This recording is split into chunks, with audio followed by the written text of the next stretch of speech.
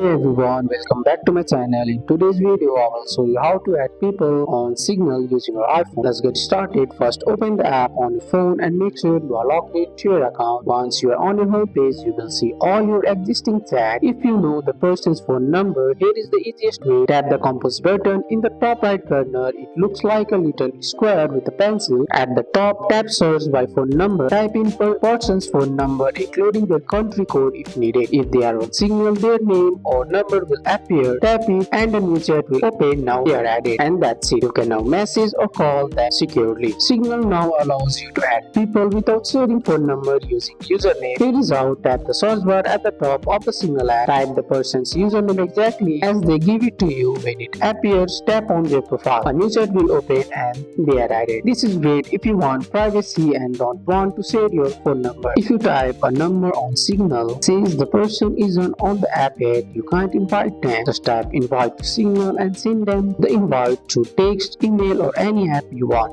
And that's it. Now you know all the simple ways to add people on Signal using your iPhone. That's all for today's video guys. I hope you guys like this video. If you found this video helpful, drop a like, subscribe for more videos. Thanks for watching. See you in the next one.